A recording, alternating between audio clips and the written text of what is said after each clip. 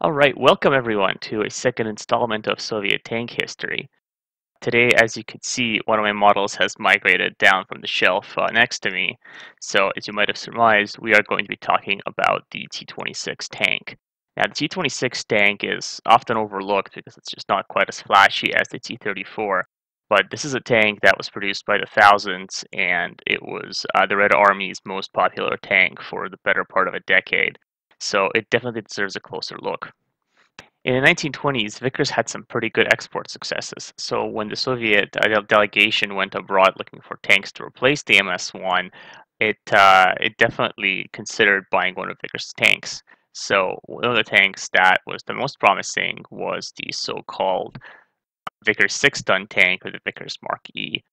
Work on it started in the mid-1920s as the 6-ton experimental vehicle, and it used a brilliant suspension design designed by John Carden, who was responsible for much of Vickers' success.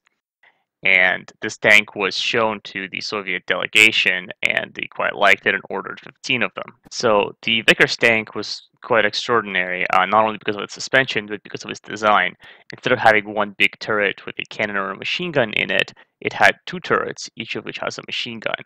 The idea was that this would be a trench sweeper, so it would drive up on top of a trench and fire in both directions at the same time.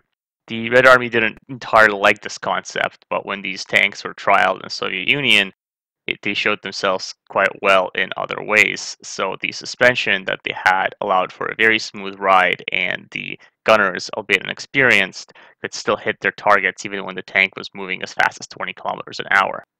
Even though the Vickers tank left much to be desired, the Red Army saw its potential and was accepted into service as the V-26 and later as the T-26. Now, the T-26, built starting in 1931, was not quite the same as the Vickers tank. For one of the machine guns was removed from one of the turrets and replaced with a 37mm cannon. First, the same Hotchkiss gun as used by MS-1 tanks, and then a longer and more powerful 37mm B3 gun. Now, all of these improvements only increased the tank's weight, so the Vickers 6-ton, which was 6.6 tons to begin with, now weighed 7.5 tons. Production in 1931 was supposed to be quite large scale, with 1,500 tanks of this type expected.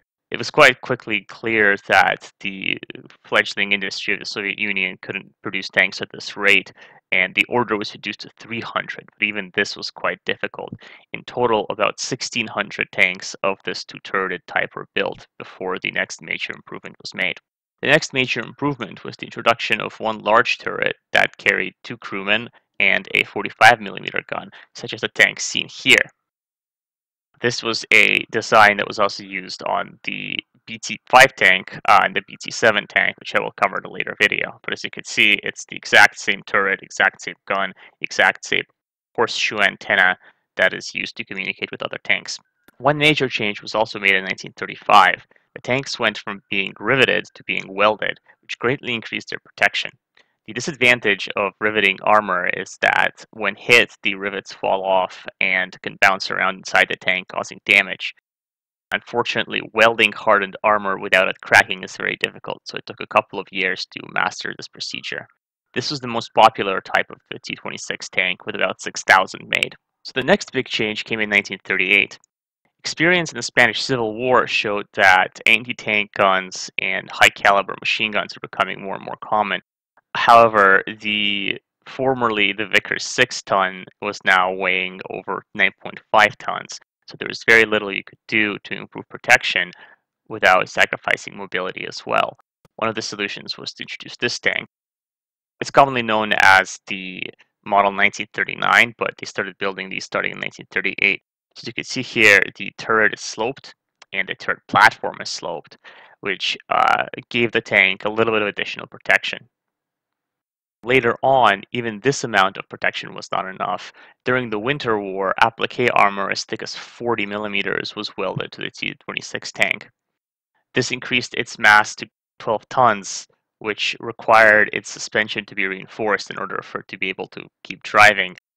But even then, it couldn't drive as fast or as far as the regular T-26. This change increased its mass to 12 tons, nearly twice as much as its original weight. At this point, it was clear that the T-26 could no longer be modernized to keep up with advances in tank and anti-tank armament, and so production was discontinued in 1940.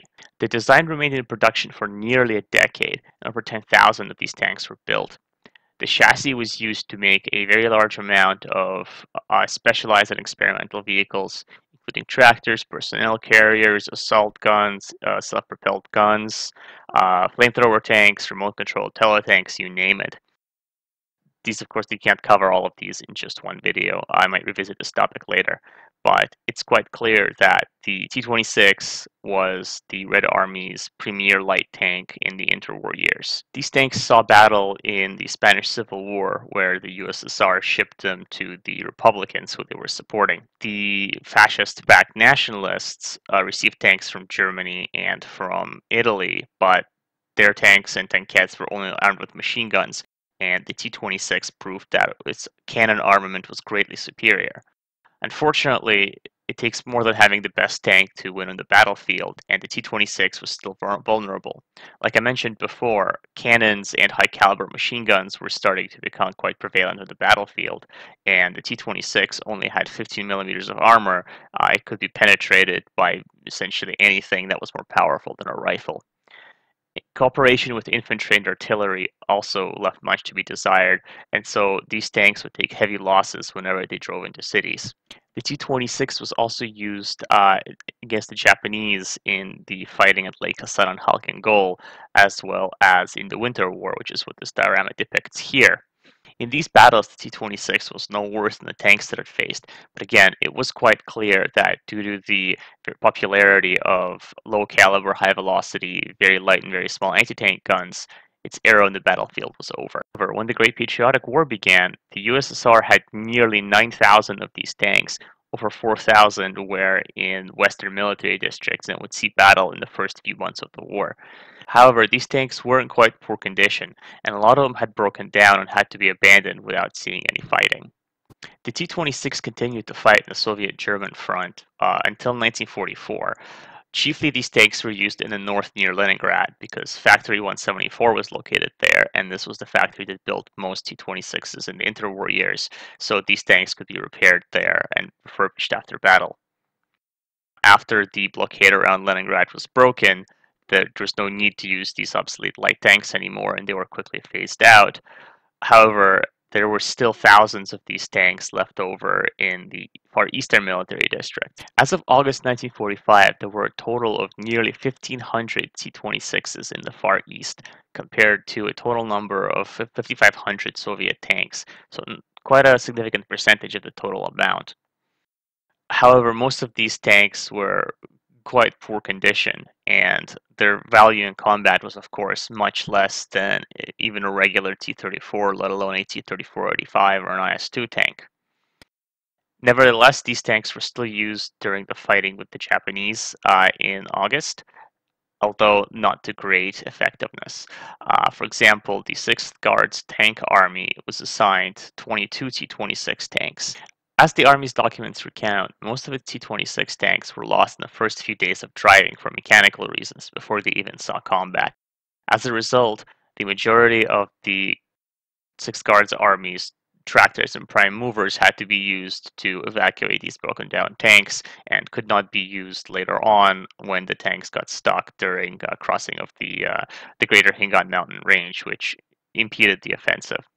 But the very fact that these tanks, some of which were at that point well over 10 years old, could even participate in this offensive was remarkable on its own.